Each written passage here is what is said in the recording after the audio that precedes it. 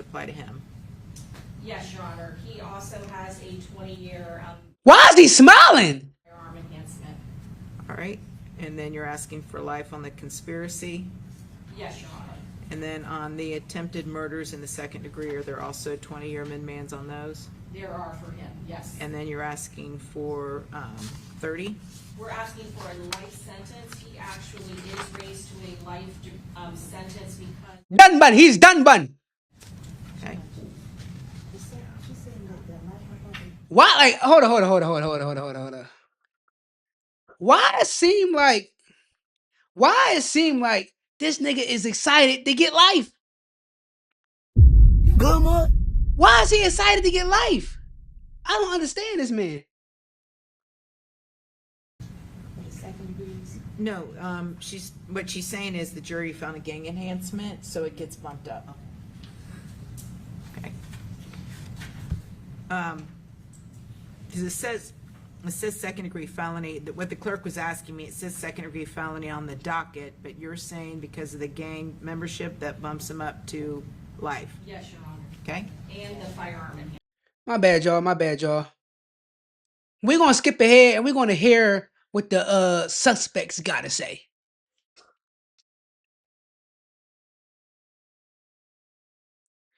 Give me 1 second, y'all.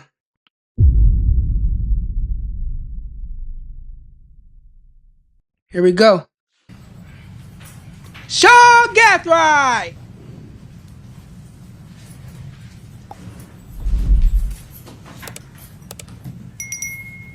Let's see what Sean got to say, y'all. Your Honor, I just thank you once again for allowing me the opportunity. I prepared just a little something. I worked kind of pretty thoughtfully on it, so I just ask that you allow your discretion for me to... Yeah, no, go ahead. Thank you. As long as it's respectful. Yes, ma'am. All right. Here we are. It's for the murder of Charles Jones on the day he was killed 2 years later. Now, some may say this is just a coincidence, but I believe... Damn! So, he was killed, and then around the same time, the next year, they're getting sentenced, and they're done bun. Good, man. What was it for? Like, was it worth it? Was it worth it? that nothing has been, is, or ever will be left up to chance, and that everything in this world is predestined. And there are many biblical promises of that belief holding true. Jeremiah 1:5 says, "Before you were formed in the womb, I knew you. Before you were born, I set you apart." Jeremiah 29:11 says, "I know the plans I have for you, plans for good and not for disaster." And Romans 8:28 says, "We know all things work together for good to those who love God and are called to his purpose." And there are many more just like them. God has full sovereignty over our lives. He chooses our times of peace and prosperity, our times of joy and laughter. But he also chooses our traumas and our tribulations, not to punish and tear us apart, but to... This is what I want to know. What I want to know is, where was all this God shit when you was doing all these drills, when you was playing God? When you was playing God, where was all this God shit at? Good, man. Make it make sense. Come on now. Make it make sense. Like, God damn. strengthen our character and our faith. Everyone wonders how and why I ended up in a situation like this, despite growing up with a loving family, nice home, multiple opportunities, and promising potential. Some act as if is it impossible or unheard of for someone like me to find themselves in a situation like this. But in reality, it is much more common than we think, and has been happening long before today. There is a parable Jesus shared with the world called the prodigal son, a son who had the nice home, loving family, servants. He had his every need catered to, yet he still chose to take his So why are you one of the people? Why are you one of those statistics? living. He soon ran out of money, and a famine had struck the land he was in. And while that would have been enough signs for most to turn back, his eyes still hadn't opened, and he still hadn't come to his senses. Hungry and desperate, he found a job on a farm feeding pigs. And during these times, pigs and what they were fed were deemed as the filthiest, most impure, lowest of the low, and worst of the worst. But he was so hungry and so blind that the food he fed the pigs looked appetizing. That's when he finally came to his senses. He realized that even the servants back home had enough food to spare, yet here he is dying of hunger amongst pigs. After this eye-opening experience, he decided to return home. He was ashamed and planned to go to his father to ask for forgiveness and to become one of his servants because he no longer felt worthy to be called his son. But when he returned, his father embraced him with love and compassion, dressed him in the finest clothes and jewels, and celebrated his son's return with a feast, exclaiming, "This son of mine was dead and has come back to life. He was lost and is now found." It is not uncommon for good young men who come from good families to get lost in this world. But discontentment often leads these good young men astray. When scholars and historians look back on our times, I believe they will label us as the age of discontentment. And those of us who come from privileged upbringings are actually disadvantaged to the fight against it. Because of the high expectations, many opportunities and options we grow up with, we don't know what struggle looks like. I don't think y'all have any type of disadvantage. I don't think y'all got no type of disadvantage. Y'all actually got an advantage. You just trying to be down, trying to be with the cool kids, and probably being a follower. That's how that happened. That's what that was. How hard our parents had to work to provide these opportunities for us. We don't know what we have until it's gone.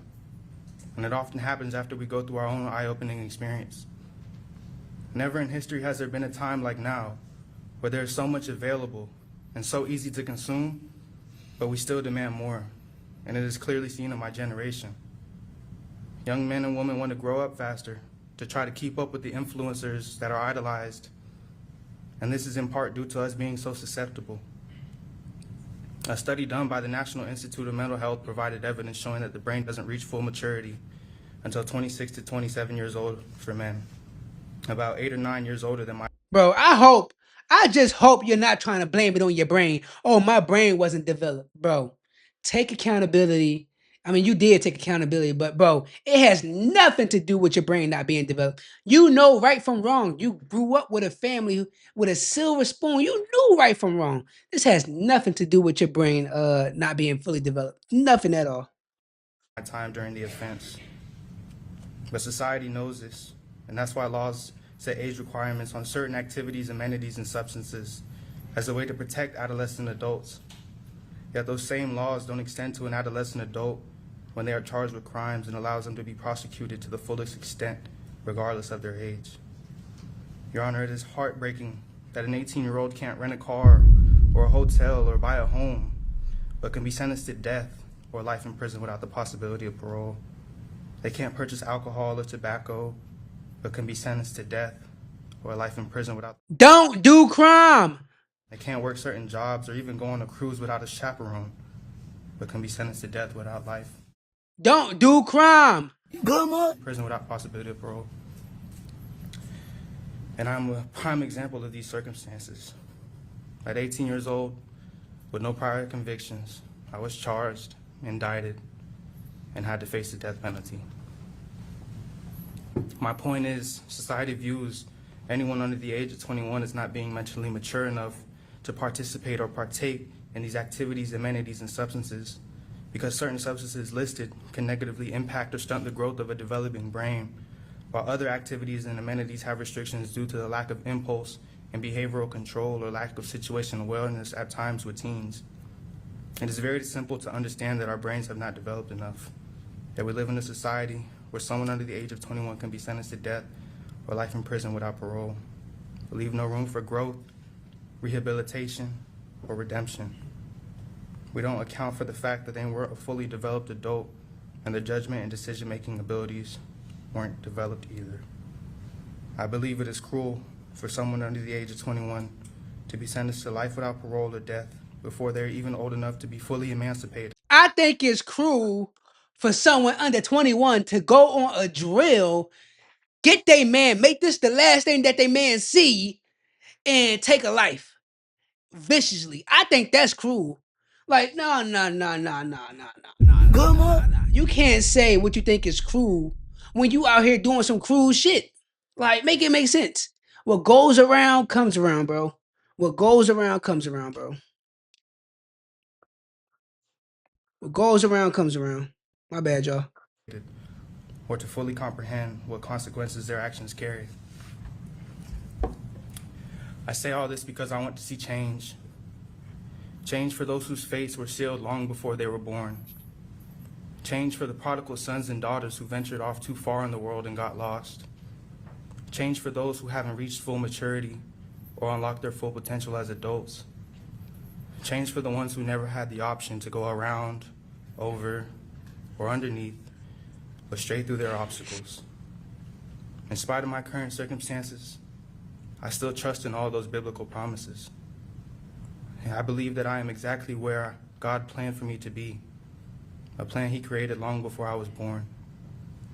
It is also my belief that this chapter of my life will propel me to a much greater purpose than what we see here today, because my journey has just begun. Thank you. Thank you, Mr. Gathright. All right. Does Davion Murphy wish to say anything, or anyone on his behalf? He's indicating no. Okay. Mr. Davion Murphy has no comments. Joe. Okay. And Mr. Petratus, on behalf of Mr. Chance. Yo, say like, anything? look at yo. No, Your Honor, other than we. Oh, no. This man is literally happy about getting life. Like, he been smiling, smirking, and doing all these crazy things. He's happy about getting life. Bro, Good man. you got life in jail, prison. Is you cool? It's behind you. Oh, I'm sorry.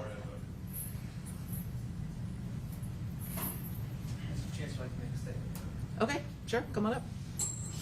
Again, as long as it's respectful.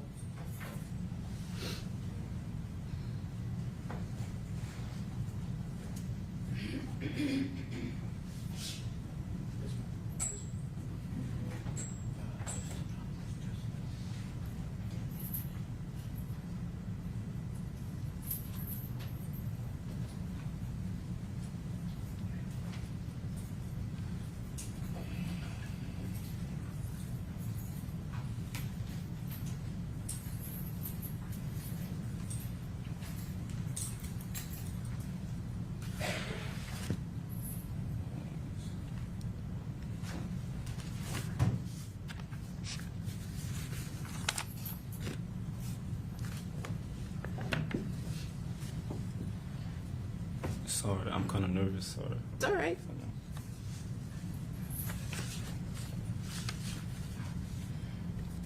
Don't be nervous. Don't be nervous.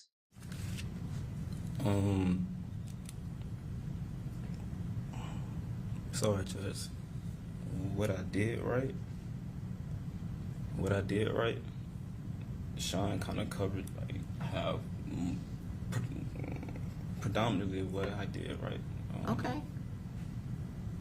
And my lawyer just told me I couldn't talk about a lot of things. So Well, you just need to be careful. If you start talking about the facts of the case, you could end up creating more evidence against you. So that's probably his concern. So, More I evidence? just want He's already done bun. What more evidence he could, like, how more done bun can he be? to say it. So I don't want you to feel that you can't talk just because Mr. Gathright already said it. okay. All right. I don't even have or know the right words to say that can rectify the intense severity of how I am situated currently, corresponding to my sentencing right now. I don't think anyone with a reasonable mind frame could adjust their conscience to the reality of something this absurd, especially being this young. This is harder than what I intended. I'm gonna be honest. I feel like her This is crazy.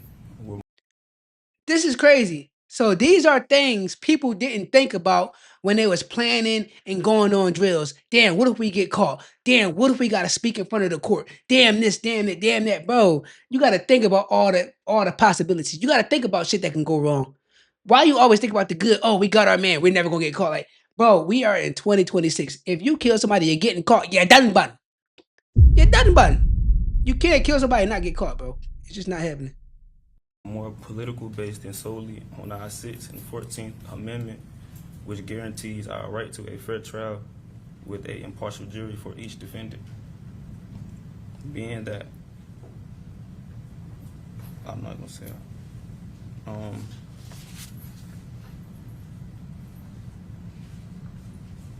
I wanted to say something to you directly.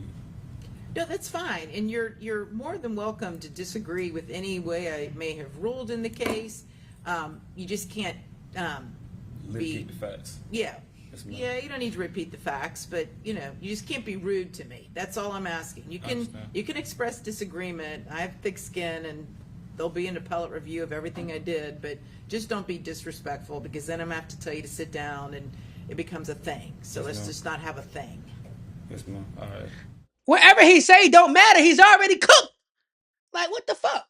Well, Judge Cisco, unlike the rest of my co-defendants here, they all are charged with being the alleged shooters and have the same verdicts.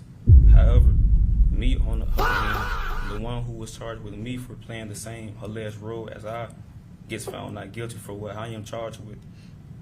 Alicia's case didn't contradict the alleged shooters versus the state case. I don't even think it's possible it could have. However, it contradicts mine being the only principle here. Because both of our jury's decisions contradicts each other. The only nuance here is I went to trial with 3 other people who have the same verdict as I, and she didn't. Alicia get found not guilty for my current charge.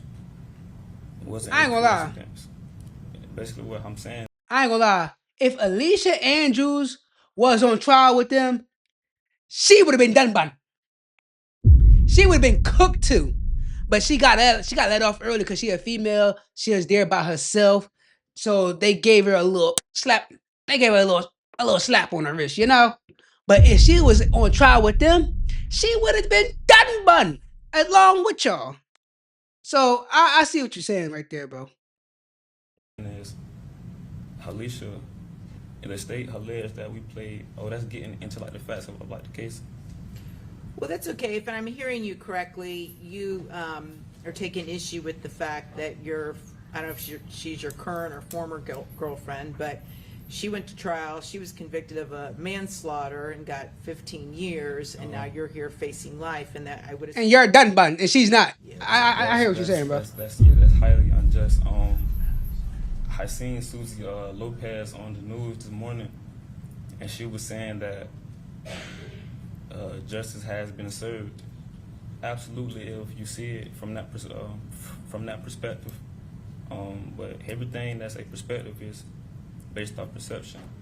So if you say that's justice, okay, but when you look at, if you put me and Alicia up on like side by side, that's unjust. Like, it's injustice. Like, it doesn't make sense. Like, it's contrary. So to it's like, my verdict. what he basically saying is, that's not fair. That's not fair. How she only get 15 years and I got life? That's not fair. That's basically what he's saying. Basically. Like, her jury made their decision. Our jury made their decision, but it contradicts like both of our verdicts. The only difference is like I went to trial with my co-defendants and she went to trial by herself. So I feel like personally, I got guilt more so by association than like participation. That's all. That's fair. wanted to say. That's a fair take. Judge. Sorry, because this is way more harder than I anticipated. But that's all. Thank you. Sure, Yes, ma'am. sure. And you probably know when Miss Andrews went to trial, she basically pinned it all on you. Absolutely, yeah, I know.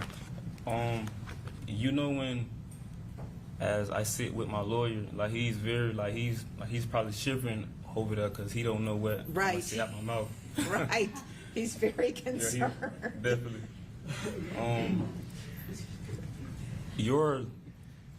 A lot of people don't know, but before you go to trial,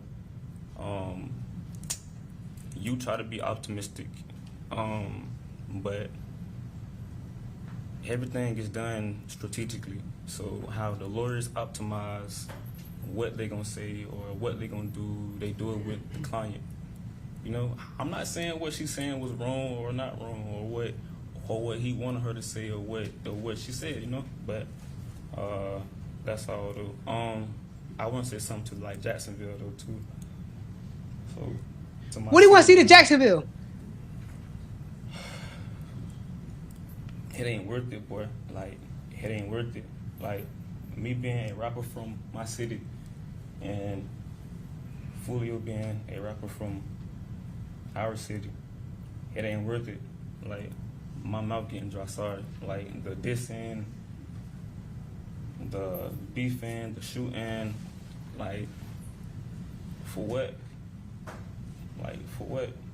Like, when you sitting in your cell alone, cold, it's lonely as hell in that bed. Everybody leave you.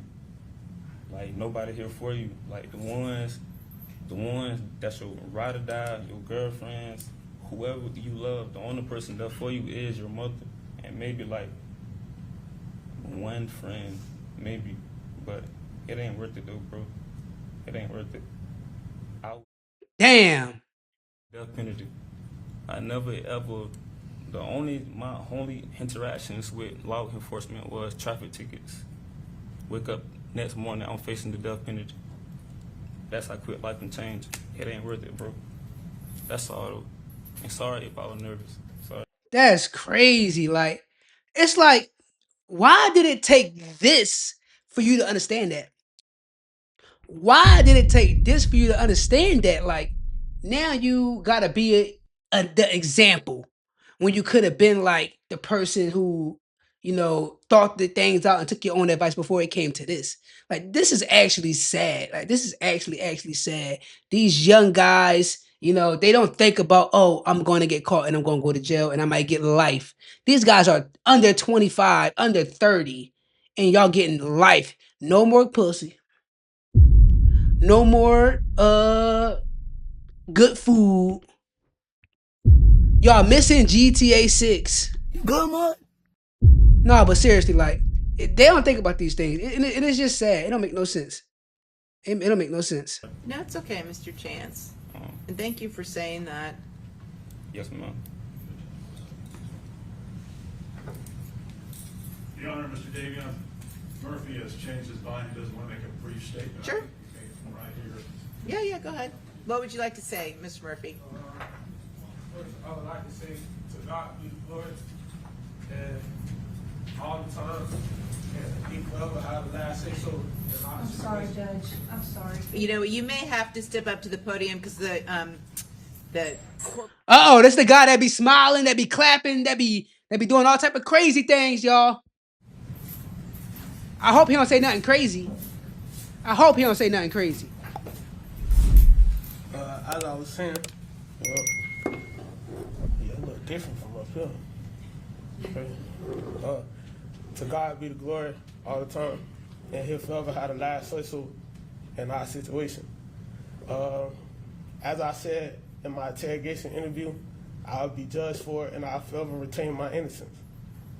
And I just want to say to the Gen Z generation, change your life and do something productive with your life, because in this predicament it ain't worth it. And like it was said before, this is not my first rodeo down this road, so it's looking like forever, but I forever keep a positive mind state and a positive mindset. But to God be the glory forever. And that's it. Thank you, Ms. Murphy. All right. Mr. Rashad Murphy, anything you want to say or at all? Crazy. You don't have to. Just giving you the final chance. Crazy. Took y'all own advice before it's too late. All right. So a couple things before I pass sentence.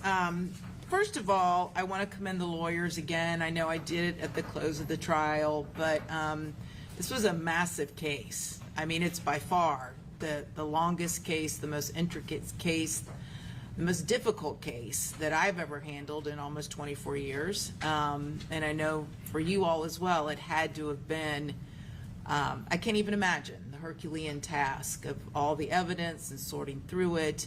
And you all always conducted yourselves with the utmost professionalism. And I just want to again express my gratitude for that, how seriously everyone took the case. I never ever have to worry about any of the lawyers before me ever not abiding by the rules of professional conduct. I never have to worry about you being disrespectful to me or to witnesses or to each other. I never have to worry about the attorneys misleading me on the law. And it's rare that that happens, but when it does, and it has happened recently, it does make me very grateful for lawyers that know what they're doing and that practice with the utmost professionalism. So I do want to just thank you all for that so much. I also want to comment about law enforcement's work. I don't know if Detective Ramos is here. I don't see him here. That was one heck of a job. I mean, that was unbelievable. I mean, I've seen a lot of good homicide detectives testify over the years from TPD or HCSO. That was remarkable, and particularly in light of the fact that it was his first time as a lead detective. This is crazy.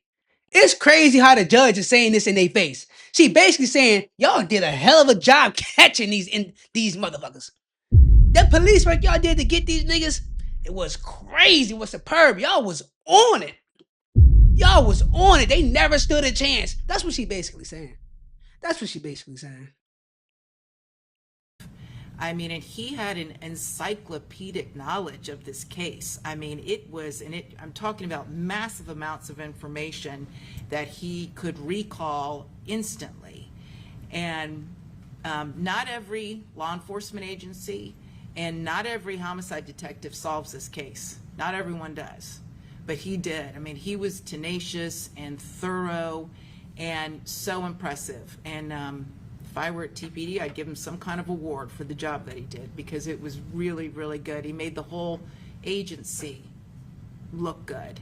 I also want to comment, Detective Taylor Klein, also, who had the foresight to go pull that video from the McDonald's, which was a key part of evidence in this case.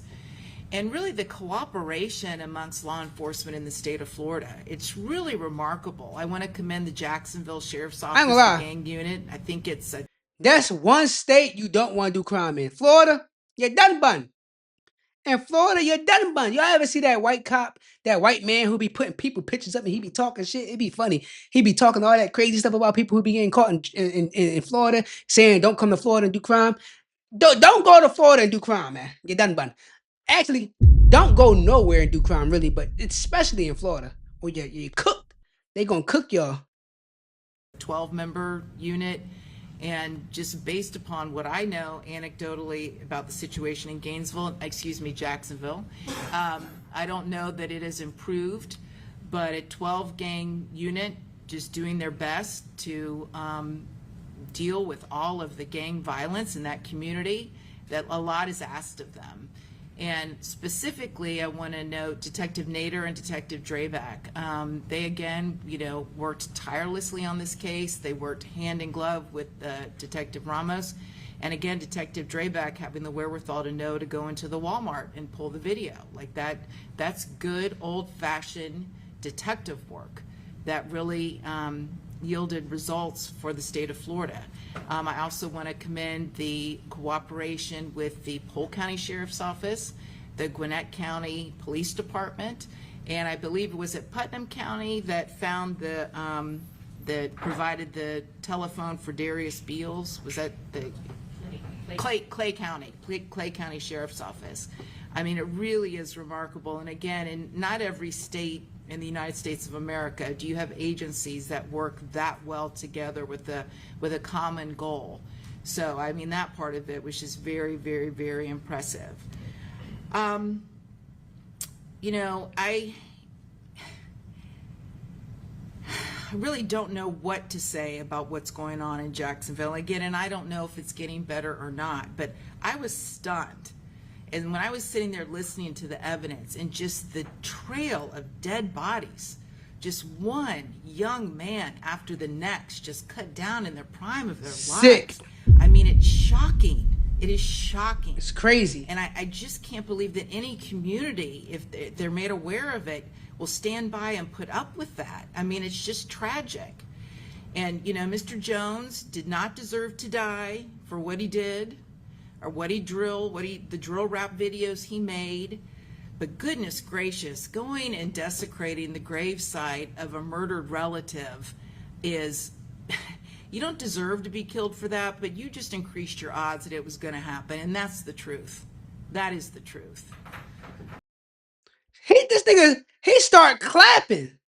Like, what? He just started clapping. That's crazy. It's just shocking. It's shocking. My bad, y'all. And I do have great sympathy for the defendants. You all, for the most part, are young men. And some of you have children. And now, for what? Dead bodies. Just My bad, one y'all. young man after the next, just cut down in the prime of their lives. I mean, it's shocking. It is shocking. And I just can't believe that any community, if they're made aware of it, will stand by and put up with that. I mean, it's just tragic. And, Mr. Jones did not deserve to die for what he did or the drill rap videos he made. But goodness gracious, going and desecrating the gravesite of a murdered relative is, you don't deserve to be killed for that, but you just increased your odds that it was going to happen. And that's the truth. That is the truth. So He just started clapping. Like, yo, this man's crazy. but it's just shocking. It's shocking to me. And I do have great sympathy for the defendants. He gonna say, the judge said she should even be killed. Some of you have children. And now for what? For what? Now you're looking at life in prison. And what was it for?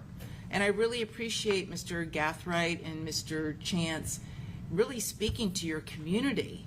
Like, these decisions that are made can have unalterable changes that you can't come back from. There's no coming back from them. You either end up dead. There's no coming back. You're done, bun. And I feel like, you gentlemen had much more to offer this world. You did, and you do. And so, in particular, Mr. Rashad Murphy and Davion Murphy, listen, there's no question you guys had a difficult childhood. There is no question. The hand that you were dealt from Jump Street was not the best. There is no question about that. Again, it's not an excuse, but I do acknowledge it. Mr. Chance and Mr. Gathright, you all, unlike the Murphys, you all did have positive role models in your life. Mr. Chance, you had a dad that testified and appeared to be a good role model, and a stepfather that cared about you. And Mr. Gathright, as you acknowledged, you had so many opportunities that most people don't have. I mean, you started off, the hand that you were dealt, the cards that you were dealt were pretty good. They were pretty darn good. Better than the average person. So it's particularly hard. I am heartbroken for you. I'm heartbroken for your family members. I'm heartbroken for your children. I am. So I do have great sympathy. But you have been convicted, and it was a horrible crime that was committed, and there is a price to be paid, and there's just no way around that. I do find it remarkable, and I hope that you can maintain your positive outlook. Each of you still has a life of value. And going forward, the quality of the life that you have every day will come down to the choices you make. And so I hope that you continue to make choices, and then you realize you do have value and you can contribute. And you started today by speaking to the members of your community, particularly the younger men, that this is not the way to go. It's not. And it ain't. It's not, because look, we have Charles Jones is dead and 4 people who will now spend life in prison. And again, all for what? For what? Nothing. Over nothing. Turf warfare, drill rap videos. I mean, it really is nothing. So one thing I found that was, when I was listening to the testimony, I think when Robert Howard testified, he testified that Jacksonville was the new little Chicago. And I almost fell out of my chair, because I can't even imagine anyone in Jacksonville wanting that comparison.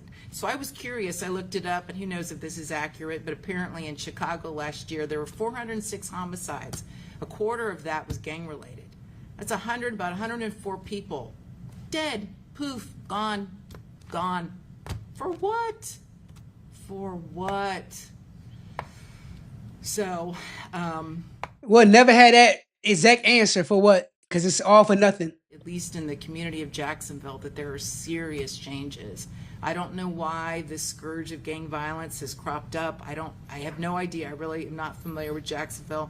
I don't know the whys, but I hope that the community does come together to end it, because Jacksonville just can't keep losing so many young men cut down in the prime of their lives. Can't do it. Continue doing it. So, okay. Anything further before I pronounce sentence? No, Your Honor. Nothing on behalf of Rashad Murphy. No, Your Honor, on behalf of Davion Murphy. All right. So, Mr. Chance, I'm going to start first. I'm going to adjudicate you guilty. Count 1, sentence you to mandatory life without the possibility of parole. Damn. Count 2, I will adjudicate you guilty, sentence you to life to run concurrent with count 1. Mr. Gathright, Mandatory life, meaning they're done bun. Unless a law changes something, you're never getting out. I will adjudicate you guilty, sentence you to life without the possibility of parole. You also have a 20-year minimum mandatory sentence. On count 2, the conspiracy, I will sentence you to 30 years in prison to run concurrent. Count 3, attempted murder in the second degree, I will sentence you to 30 years Florida State Prison with a 20-year minimum mandatory sentence, again to run concurrent with all other counts. On count 4, attempted murder in the second degree, adjudicate you guilty and sentence you to 30 years prison with a 20-year minimum mandatory sentence, again to run concurrent with all other counts. Count 5, adjudicate you A lot guilty, of fucking numbers. sentence you to 30 God years damn. Florida State Prison with a 20-year minimum mandatory sentence, again to run concurrent with all other counts. And on count 6, adjudicate you guilty, sentence you to 5 years Florida State Prison, again to run concurrent. And again, for you and Mr. Chance, giving you credit for all time served. As to Davion Murphy, Mr. Davion Murphy, I will adjudicate you guilty of first-degree premeditated murder, sentence you to life in prison without the possibility of parole, and you will have a 20-year minimum mandatory sentence as part of the life sentence. Count 2 on the conspiracy, adjudicate you guilty, sentence you to life to run concurrent. On the attempted murders, counts 3, 4, and 5, I will adjudicate you guilty of each of those, sentence you to life in prison with a 20-year minimum mandatory sentence on each, again to run concurrent with all of the other counts, and again giving you credit for all time served. And finally, Mr. Rashad Murphy, I will adjudicate you guilty of murder in the first degree, sentence you to life in prison without the possibility of parole, and you will also receive a 20-year minimum mandatory sentence. On count 2, conspiracy, adjudicate you guilty, sentence you to life in prison to run concurrent with count 1. On counts 3, 4, and 5, I will adjudicate you guilty on each of those, sentence you to life in prison. Each of those carries a 20-year minimum mandatory, again to run concurrent with all other counts, and giving you credit for all time served. All right, anything further? No, Your Honor. I do wish you gentlemen the best. I really do, to make the most of your lives going forward. And you do have 30 days to appeal the judgment and sentence of this court. All right? Thank you all. We're concluded. Crazy work. It was all for nothing. All for nothing. All for nothing. I'm promise. I mean, not promise. I'm pretty sure they regret every moment that they did that day. But I don't know, man. Put y'all thoughts in the comment section. Like this video. Subscribe to the channel. I appreciate it. And I see y'all on the next one.